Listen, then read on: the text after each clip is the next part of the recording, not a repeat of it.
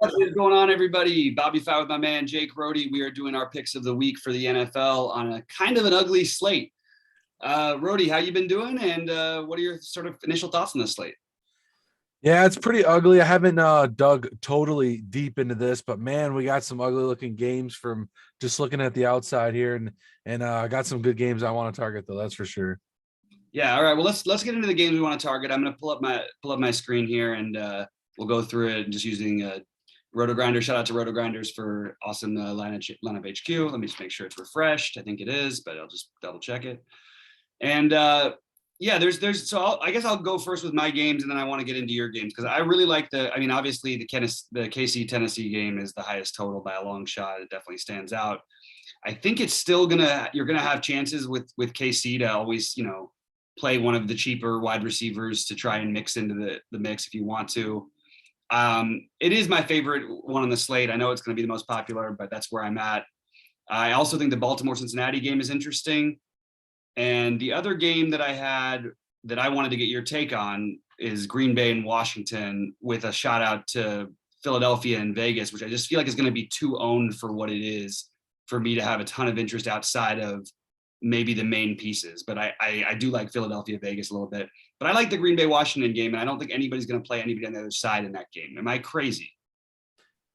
Yeah, it doesn't look like that game's getting a lot of love. Aaron Jones, single digit ownership after what was it? Darrell Williams just went on 2 touchdowns against Washington on the ground. I know they were kind of goal line touchdowns, but I mean, he didn't look that bad. He was moving the ball, man. Yeah, that's what I mean. He was moving the ball. He didn't have I mean, that was a pretty good game for him. So I mean, yeah, I like Aaron Jones there, and I think that's a good spot to get different.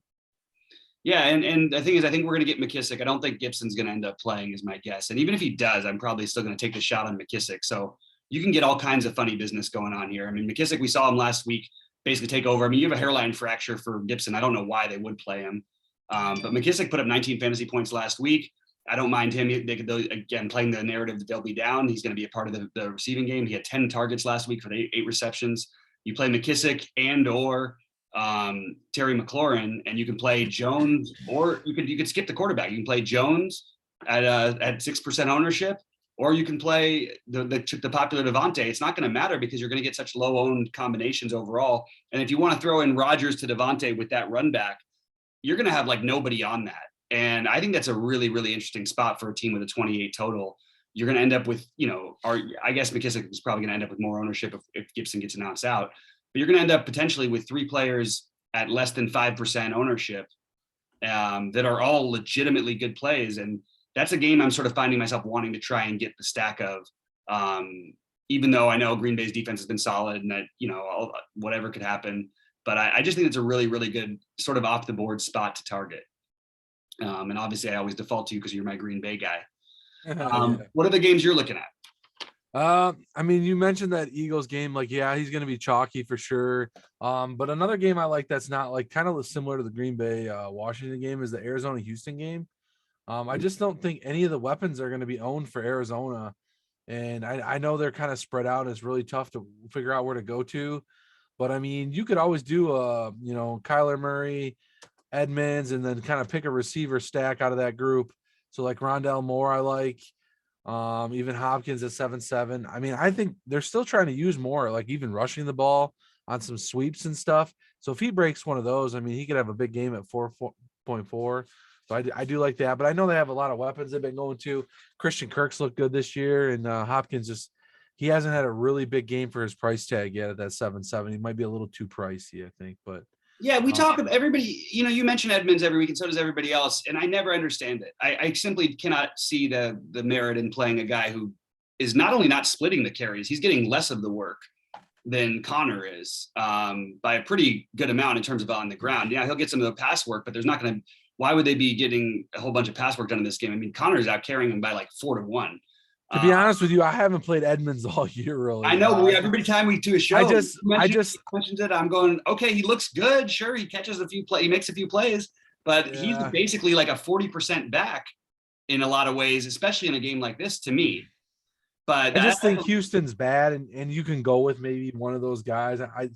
Connor gets all those goal line carries, but yeah. I thought maybe Edmonds you could kind of stack with Murray if you wanted to go. I know there's some good quarterback, running back, receiver options this week in some stacks, and maybe no run backs. This would be a game you might not even want to run it back against in the Houston side, but I do like Cooks on the other side of it. He's been kind of popping a lot in the projections, but maybe this week you stack Skinny and maybe no run backs. It's going to be yet up for debate this Sunday. So, Well, how about we just play DeAndre Hopkins, like you said? Okay, yeah, maybe DeAndre, you can do that too. you have the little revenge narrative. I know it's in Arizona, but I mean, they did give this guy up, like, you know what I mean, to Arizona against in Houston. If there's a game to get off, and not to mention that they have a terrible defense, they're going to score a bunch of points. And this seems like the spot where you would want to target Hopkins. So I actually think Hopkins is an awesome call, and I actually don't mind them. Just the Murray to Hopkins. Maybe Murray runs one in, maybe Hopkins catches two, and then Murray throws for another one somewhere else, and all of a sudden, yeah, we could find a run back here, but we may not even need it because we're so far off the board already. And I think Cooks is actually going to get some ownership because they're going to have to throw the ball so much, and they do dial him in. You can see that he's a million targets every week. Doesn't really like he's put up some big games, but not that crazy big game for a guy who's going to, I guess for 6K, it's pretty reasonable. Yeah, those are good targets for 6K. That's why he projects really well every week. He's getting a lot of targets. I mean, he's one or two touchdowns away from having like a monster game at 6K, obviously, with that amount of targets he gets. Like you said, if he can get one or get one in the end zone, with all those targets, he could be a good play at 6K, but he's going to get some ownership. Yeah, I kind of like that call, though. I think that this Murray to Hopkins thing is going to be just completely overlooked. And this is probably a good week where you kind of want to get him going, right? This is the kind of game you'd want to do it. Forget the narrative about your old team and all that, but doesn't it give you a little extra motivation? I mean, Hopkins, I still have as one of the best 3 receivers in the NFL. And I just think that they have a lot of weapons, but why wouldn't you just try to dial in on him? Yeah, I like that. I think that's a good play. And that ownership is way too low for a guy that's got massive ceiling too as well. So Absolutely. I mean, it's going to be hard to get it in because I love Tyreek Hill and I love Devontae Adams. But if I wanted to play a different guy who's going to be much lower owned and a cheaper price tag, I think he makes a lot of sense. We didn't mention the Rams side against the Lions. They sort of fit the same sort of bill as the Arizona against Houston thing. They should win this game handily. Maybe it's a chance they can find to get somebody else off. There's a chance maybe you see Deshaun Jackson big play. That you do have Jackson and Jefferson, who are both really cheap. And I just want to point out, I know it's only we've only played 6 games, but we've got a 16-point game and a 21-point game from Jefferson. He is a big play threat. We know Deshaun Jackson has already had one monster game, for his price, obviously the 21 game against Tampa Bay. And I think that there's an argument to be made for those guys, but you get a little, it's not the narrative the same where they're in Detroit and maybe Stafford goes nuts there and they decide to let him go. But we didn't talk about that game. I'm not actually as high on it. I don't think I'm going to play any Cooper Kupp this week. And I love Cooper Kupp. I think he's awesome.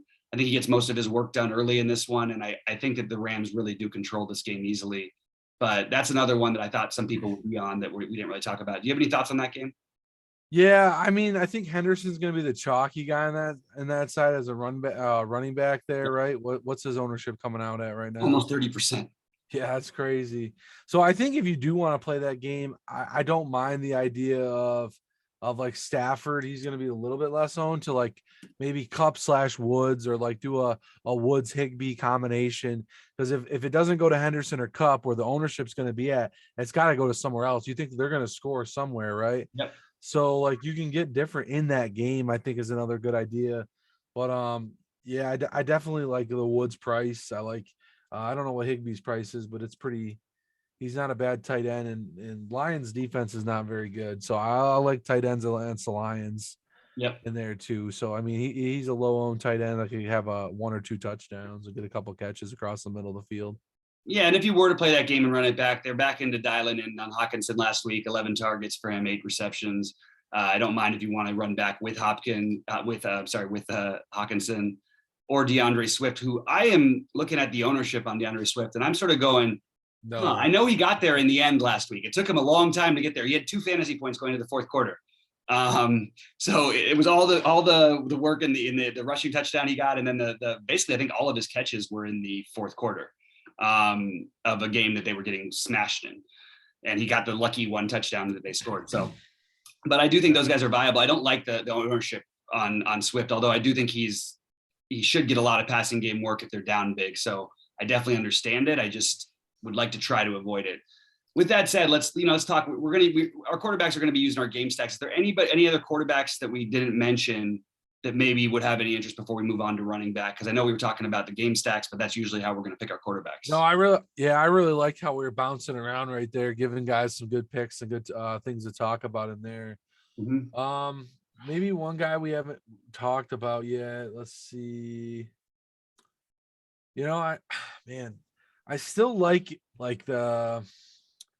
I kind of might, if another low owned game, it's not projecting that well, but I do like Joe Burrow at 6'2", maybe if you're playing a lot of lineups or something, or doing like the 20 max type thing where you're trying to beat 300,000 entries, maybe that game they throw a lot. I really like Chase at 6'2" there, and they're not getting owned, so it's a no own stack, so you can play like Henderson and stuff in that stack.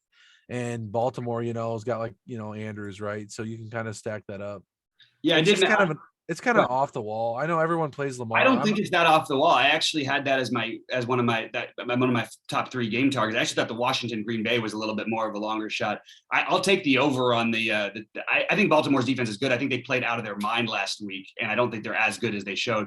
But also, what's great about Burrow, and whether you play Burrow or not, you could legitimately each week, as long as these receivers are like this, you could like play 2 Cincinnati receivers and almost don't even need to play Burrow. Although I would probably play Burrow if I was doing that, because of how, just they're too cheap for their upside. And it sucks because they're going to have to split it with the other guys, but there's going to be at least one of them to break free every week. And then if you get the really big game that you're looking for, 2 of these guys should have a pretty monster game. I would side with Chase and Higgins to be my top 2, but I don't mind going to Tyler Boyd whatsoever. I think there's no problem with that. And then on the other side, we've seen Hollywood Brown put up some decent games. I still think I would be inclined to more look to Andrews and Jackson if I was going to play this game stack and then run it back, possibly with Mixon. And it's funny. Baltimore last week they were great on defense. Going into the week, they were the worst run defense in the NFL. And people sort of have forgotten that. I feel like if this game was played a week ago, Joe Mixon might be like 15-20% owned. Instead, he's 5% owned. So I think you could run it back with a Mixon and one of these cheap receivers with upside. So I actually think there's a really, really cool way you can go there. Yeah, I just think the slate is like really garbage stacks, like not like vomit stacks they call it or anything, but like, right. Like I just feel like there's not a lot of there's some big games where the chalk's gonna go, but like there's got to be one of these random games that just goes nuclear, right? Like one of these ones that no one's on, and maybe it's the Bengals game. Maybe it's like that. What other game? Miami, Atlanta, maybe. Yeah, Miami, Atlanta. Kyle Pitts finally had a good week there in London, and now we get to play him again. At 5'9", so he's a little priced up, and no one's gonna own him, right? No one. So maybe he gets it going, and he has another good game. So there's a couple games right there that we give you that's kind of lower owned that you can target. So yeah. And one thing we did miss, I just want to say this. I know it's the Los Angeles Rams, but like Jared Goff's also coming back as a revenge narrative. I'm not saying play him. Probably don't play him. Do not play him. But he's 5K, and the Rams defense is 5K. That's crazy. I didn't even know the Rams. I just wanted to point that out. That's funny. I think they're in trouble. Aaron Donald sent a little post out about he sent a message to Goff that he said, "I'm going to be coming after you all day long." And Goff said, "I know what I'm in for." I thought that was pretty funny. Yeah, so I'm telling you, that's crazy. So it's gonna be, I don't know, man. I feel like the Rams should just blow them out, and just, I feel like a lot of teams this week we should just play like Arizona, Rams, even Green Bay's got good run backs, I think. Yeah. But in KC, even you could put all no run backs, and that's been winning though. Have you noticed that? There's not a lot of run backs winning these top GPPs lately. 100%. And I'm kind of like, I always game stack and kind of have a run back. So I'm kind of sitting there like, what the heck, Yeah. And so it's kind of frustrating. So I think maybe this week might be one of those weeks where we don't need anything to run back. Yeah, I hear you. I do think that in the interest of, I'm not going to be playing my Tampa Bay stacks. I actually think that the Bears covered this game. I would bet. I actually think I will bet on that one. I think they're a little better than people give them credit for, but I think that you have Antonio Brown, which means Chris Godwin at 5,900 is kind of like a hilarious price, and so is Mike Evans is too cheap. They're not updated percentages because it wasn't announced that long ago that AB was out. I think Tyler Johnson is your weird absolute minimum cost wide receiver you could use too. So I'm not going to stack Brady, but I did think that was another one of those games that sort of all those games, the Rams, these afternoon games, the Rams, the Broncos, I'm sorry, the Bucks and the Cardinals are all could be that, you don't need a run back stack basically. Yeah. And now I feel like Godwin's got to have a breakout game one of these days too. I was kind of high up on him coming into the year. Yeah. And kind of Antonio Brown looked really good. He's been getting a lot of balls, but now, like you said, he's out. So maybe it's this week for Godwin at 5'9" to get some. He's got some targets, but maybe he's going to have that breakout game. He did have a good game week 1 there, but he'll be lining up more in the slot too. Like I think there's a lot of good things that could happen for Godwin in this one. I totally agree with that, and we'll get into each of the receivers. I think he's just a real standout for his price and current projected ownership. Although I will bet that it goes higher. And as I maintain, nothing's going to change my mind about what I said coming into the year. Antonio Brown is the best receiver on that team, and nothing's going to change my mind about that unless we play the full season. And I truly believe that. But they're all awesome. So with him gone, those other guys could both eat. All right, running back. So it's going to be hard to get up to Henry, and I will probably just make sure to try to get up to Henry. I don't care.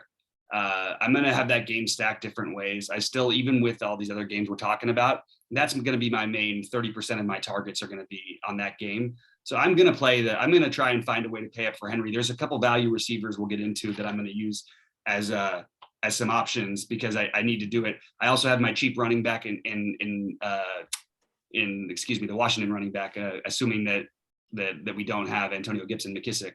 I think is going to be a really, really strong play. So there's my other value. I can start off by McKissick and Henry. I can even use Chuba Hubbard, who's going to be owned, but I really like the matchup for him. I probably am going to be lower on Darrell Williams, even though I like the game, just because I think this game I want to bet on the Chiefs to beat the hell out of them passing. I think that's how you're going to beat Tennessee. And I also think Miles Sanders' price has just gotten to the point where we kind of have to talk about him.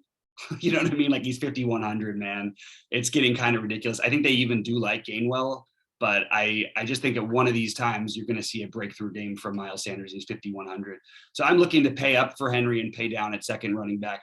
I don't have as much of the middling running backs. I'll be underweight on the guys who are going to be the most owned, like Henderson, even though obviously he's probably going to have a solid game. I'll be underweight on Swift.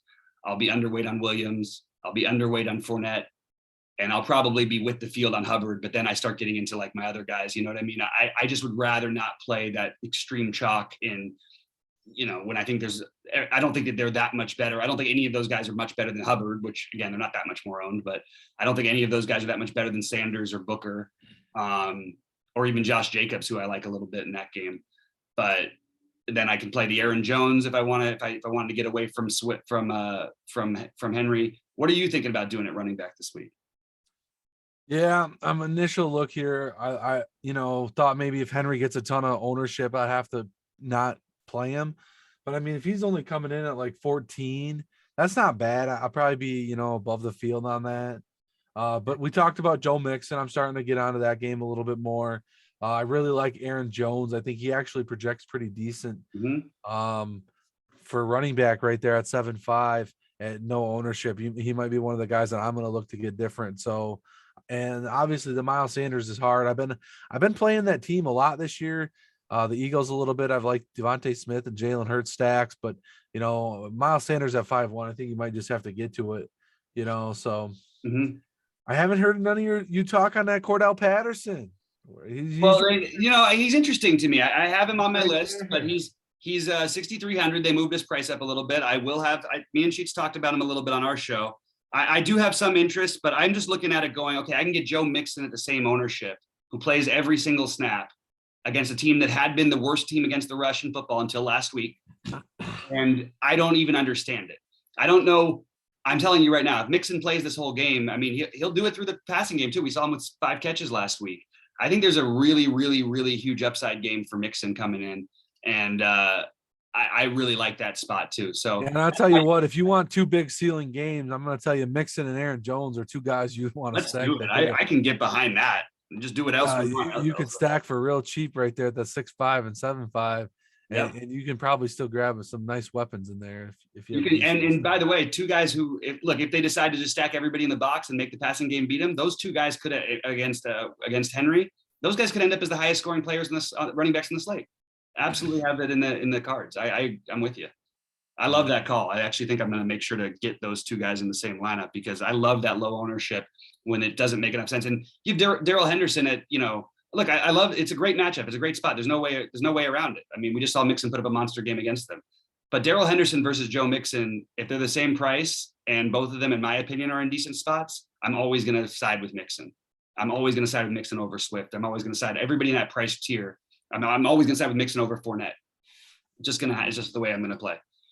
All right, let's talk about wide receiver. I think the guys who are going to be the most owned certainly make some sense, especially because the banged up Giants. I like Ridley a lot. I think it's just way too cheap of a price tag against basically anybody. We mentioned I like Devontae Adams, but I'll be underweight on Kupp. I'll still make myself probably underweight on Shepard, believe it or not, even though it's going to be an interesting one. I like the Cincinnati receivers, but I'm very happy to pivot over to Boyd at lower ownership than Higgins, even though I like Higgins better. It's not enough better to where I wouldn't consider going right back over to Boyd. I will be lower on Jacoby Myers. I do like Rashad Bateman because I'm looking to save at receiver.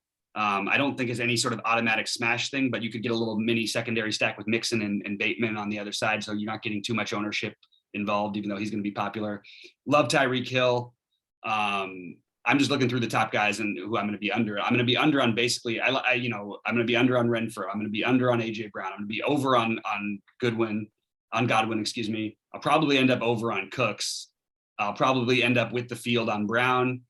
And then the guys who I really like as standouts, I love the DeAndre Hopkins thing that we talked about. I love I actually think the Rams weird value wide receivers. I know it sounds nuts, but either Van Jefferson or Deshaun Jackson, I would prefer Van Jefferson slightly. I think one of those guys has a chance for 15 to 20 points, which is all I need if I'm going to get my stack right. And I love Terry McLaurin as my other middling spend. So who are you looking at at wide receiver? Yeah, I mean, you mentioned a lot of those same guys we talked about in our stacks, but then you got like, Cook. I mean, obviously Cooks is actually projecting pretty good at a 6K price for the volume he's getting. Mm-hmm. But I mean, like, yeah, maybe one guy you haven't mentioned, I'd say up there at the top for projection is maybe like a DJ Moore standpoint at 7% ownership. Yeah, but he's going against the Giants. He does get a lot of targets. I've been playing a lot of Robbie Anderson, hoping he was going to have a breakout game. And if I don't play Robbie Anderson this week, I'm probably going to I'm playing Robbie Anderson this week. I might have to just play Robbie Anderson just because. And we didn't talk about that game, but I mean, that game could be a stackable game. Darnold's only 6K. You can actually stack more in Robbie Anderson, and you got a nice GBP stack right there. So, I mean, look, Robbie Anderson is going to he's on pace to break the record for drops in an NFL season. I think probably for a team, not just a player. He dropped like 5 easy balls. I don't even know what's going on. It's crazy, but I can't see that continuing. And if that's going to be what I'm afraid of, I'll just keep rolling with it. There's still upside for this guy. He's 4,800. I mean, come on. T Higgins is going to be really owned. I like T Higgins, like I mentioned, but I don't mind just playing Robbie Anderson at 4% instead. That seems like a very logical route to go. Darnell Mooney's going to get some ownership. Why not just go Robbie Anderson? I actually like Mooney a little bit. And I don't think there's anything wrong with Mooney or Robinson. Allen Robinson, but I do like Robbie Anderson quite a bit. Anybody else? Maybe we didn't touch. I've been waiting for Allen Robinson's breakout game, but man, I just don't know about that quarterback in there. They just kind of got a different offense going. It's kind of hurting Allen Robinson getting all those grabs he's always did. Mooney's been stepping it up. Mooney's been getting the targets. Yeah, no, getting the targets, but neither of those guys have really had a breakout game. No. We're trying to get some ceiling games out of some of these guys, and basically anybody else on my list. I like Godwin. I think his price is good. We talked about him a little bit. Robert Woods, I'm going to get some of. Hopkins is right there in that mix. I'm going to get some of as fantasy points. Calvin Ridley's projecting well right there at 6.6, but he's 21% owned, and that's kind of high. He might be higher than that, by the way. Yeah. So if you really want to play that game, and maybe the pivot is Kyle Pitts at tight end if no one's going to play him, and just get off of that Ridley. Okay. You could go with instead of Ridley and another player on that other game, but you could just go with like a Pitts or something. But yeah, so those are some of the guys I like. AJ Brown, in that KC stack. I don't know how I'm going to run that back, if it's going to be Derrick Henry, if it's going to be AJ Brown. I usually tend not to play Henry, but At 14% owned, I'll probably get some. I mean, he's looked really good. He's getting some passing work this year. Yep. So, but AJ Brown actually tore it up late in that game, and that's a stack I'm going to target. We talked a little bit about Mike Evans too. He's possible there. With Godwin projects a little bit more, but another guy I'll probably get some. Oh man, he's chalky though. 14-5 on Devontae Smith for the Eagles. I like that game. I've been playing Hurts and Devontae a lot this year. Might tend not to get as much of it with He's too cheap, but I mean, look, with that man, at ownership. point, yeah, the ownership gets crazy, right? Like this game is so heavily owned for a game. I mean, Hunter Renfrow at 13% is a lot. Like, I mean, that's a large percentage. And then you've got you've got 17% projected on Jalen Hurts. Like, that's why I'm going to avoid that game. I just think I'm better off in the long run avoiding that part of the game. Maybe just I mean, it's not a bad idea to avoid the game, but I mean, if you still want to play those guys, you can play that lineup right with like Aaron Jones and Mixon, both single digit ownership. Yeah. So like I might be building your team right there, as we talk, but like you can still play these chalkier guys and then play those single digit own guys, you'll be fine. Yeah, or play Jalen Reagor at 4%. You know what I mean? I know he's had a rough go of it so far, but he's had actually some big opportunities, a couple of big pass interference calls for like 40-yard plays. Quez Watkins has shown a little bit of upside. Like you can find other ways if you do want to stack the game, but I agree with you. You could just play that game chalky. If you're going to have a chalky, stack player and Jones and Mixon as your running backs, and you're already off the chalk. I like that way of thinking. How about the tight end position? So I'll let you start here. Who are you looking at this week? Who projects the best for you? All of these guys, I feel like other than Kelsey, and even that I don't feel as married to as I usually do. I feel like I've got just a slew of guys. So why don't you let me know who you're interested in? You mentioned. Yeah, I mean, this week's really spread out at tight end, and I've kind of been spread out at the top. But I'm not dipping down too much. Ricky Seals at 3K last week. He's been getting there, right? He's up to 3.7 this week. It's a little bit hard, but 18% owned. I mean, he's a possible candidate to run it back. We talked Higbee a little bit. We talked Kyle Pitts. Those are a couple guys I'm going to be on. I like those plays. Mike Gesicki in that Atlanta game. If you guys want to do some sort of stack in that, Ridley and Gesicki stack might be a little popular. Godaire's coming back, so he's projecting mid-level right there. Top projection guys probably Darren Waller at 6.7, just hedges out Kelsey right there, number 2 for me, and then you got Mike Andrews and TJ Hawkinson. So those are the top projected guys. Hawkinson's coming in really low owned guys in that game we talked about. If you want to run it back as a Ram stack and then kind of run it back with Hawkinson, you can do that. Or we talked the Cincinnati stack, run it back with Andrews. So I kind of like some of those. Hunter Henry's been playing good too for the Patriots. So those are kind of some of the guys I like, right. So if I'm going to double, let's say I was going to play Kyler, okay, and I wanted to play Hopkins, okay. If I was going to double stack, I think even separately from that, I love if this is get healthy, get everything going. You just got Zach Ertz, get him involved. And we saw how much he was looking for Max Williams. Zach Ertz is 3,900, man. Zach Ertz is, there's upside still for him. I know he's not the same guy he once was and all these things. He's had to split with Goddard over there in Philly. It's going to be his job in Arizona. So why not? Hey, welcome to the team. Here's a touchdown for you. You know what I mean? Here's 5 targets or whatever, 5 catches and 60 yards and a touchdown. That's a guy who I really could get behind at 3,900. I also think Hunter Henry at 4,100. These are my lower owned guys. Mark Andrews, I love. I think he's actually too low owned. Mark Andrews. I think that he's probably my desired guy, a little bit ahead of Pitts. They're both going to be low owned.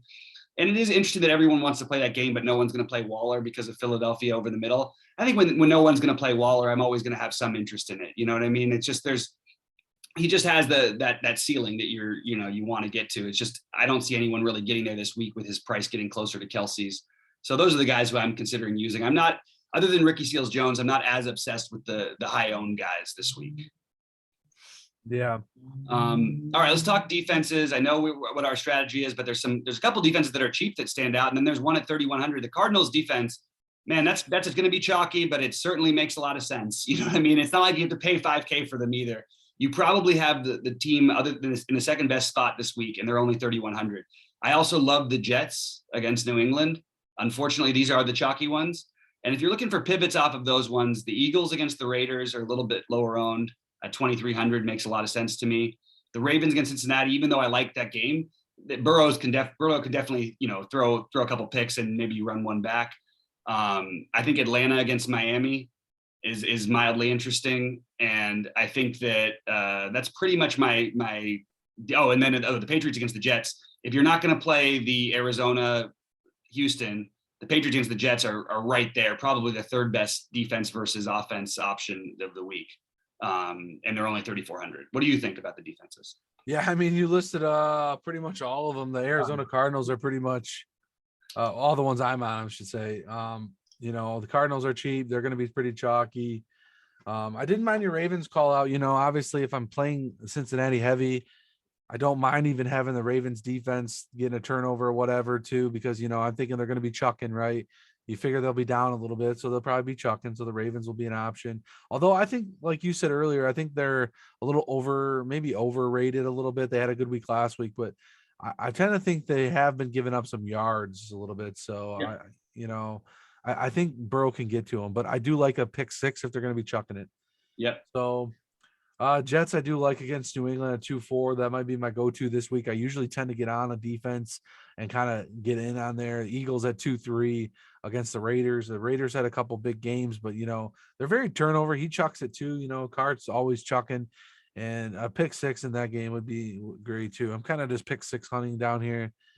And I usually pay down for these defenses. I don't know if I'll get to any of the 2K range ones, like the 2K and the 2.1, but those two low ones. Yeah, it's hard to find the absolute, like, the bottom ones and find it as justifiable when you've got the Jets at 2,400 against the rookie quarterback, when you've got, so many guys that you just don't have to pay that much. So we have all this stuff, okay, and we're going through our plays. I still like the games that I like. KC, Tennessee. I think the Green Bay Washington is a really good sleeper game. I like the Baltimore Cincinnati, and then I will have pieces of the Philadelphia Vegas, although I don't really want it. I think I'm more into the skinny stack on the Arizona side, to be honest with you. The more I think about it, I really like. Yeah, I don't mind the skinny stack, but I wrote down a little note on the Ertz. I do like that. I've always been high on that guy. I drafted him some best balls real late in the draft. Nobody was taking him. So, I'm hoping he has a nice role there in Arizona, where he was getting the double tight end role for the Eagles. Now he's going to be playing with an elite quarterback, and he's going to be the tight end guy. So not saying Hurts is an elite quarterback, but like Murray's, scrambling. He's going to be, Ertz will be open more across the middle, I think. So I definitely like that call that Bobby just had. Yeah, one other thing I'd like to say is that if I'm just going to skip the other guy. Like, if everybody's going to, I love Ridley, but if everybody's going to do it and everybody's going to play Godwin, I like Godwin. But Mike Evans at 3 or 4% owned or whatever at 6,500 is a great play. So I have Evans I just circled, and I want to get. I loved your Woods call earlier, by the way. That's another one that I want to get some exposure to. I did do one initial build, which has basically the hammer KC stack. I didn't mention McCole Hardman, but he's always going to be an option. The problem with the Chiefs, to be honest, is you've got Demarcus Robinson got involved last week. You get Pringles weeks, and then you've got Josh Gordon on the roster now. It's starting to get a little bit like, okay, guys, we've got a little too many weapons here, too many guys we're using to where they don't feel quite as viable outside of Tyreek.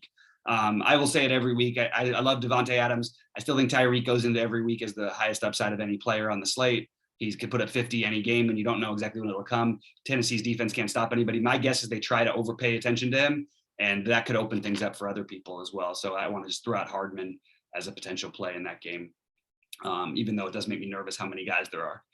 Yeah, for sure.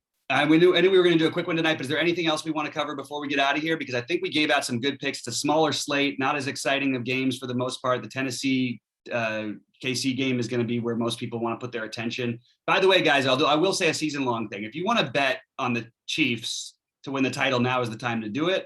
If you want to bet on Patrick Mahomes to win the MVP, you will never, ever, my guess is in the next number of years, you will never, ever in week 7 that we're going into see Patrick Mahomes at 18-1 or worse to win the MVP. I know there's a lot of other guys who are way ahead of him right now.